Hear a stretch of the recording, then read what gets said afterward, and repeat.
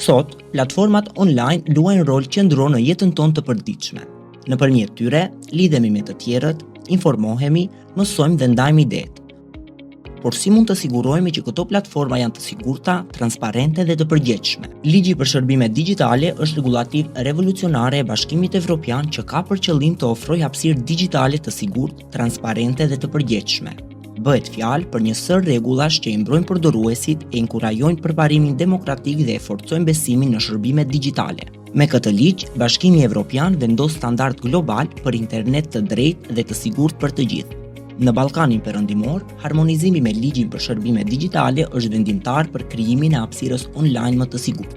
Rregullativa fut disa parime kryesore. Moderimi i përmbajtjeve. Sipas ligjit, platformat online duhet t'i heqin shpejt përmbajtjet e paligjshme dhe të ofrojnë mënyra të thjeshta që përdoruesit të paraqesin përmbajtjet e dëmshme të cilat do t'i hasin. Mbrojtja e përdoruesve. Platformave u kërkohet të ofrojnë mbrojtje nga shqetësimi dhe abuzimi për grupet e cënueshme, të tilla si fëmijët dhe pakicat. Transparenca.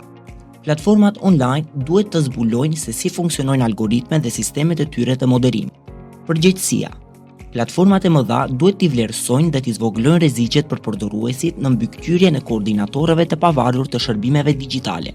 Vendet e Ballkanit Perëndimor tashmë po punojnë për harmonizimin me ligjin për shërbimet digjitale të Bashkimit Evropian. Qeveritë, sektori civil dhe kompanitë teknologjike duhet të punojnë së bashku për të ndërtuar qasje rajonale që i forcon të drejtat digjitale dhe i respekton vlerat demokratike.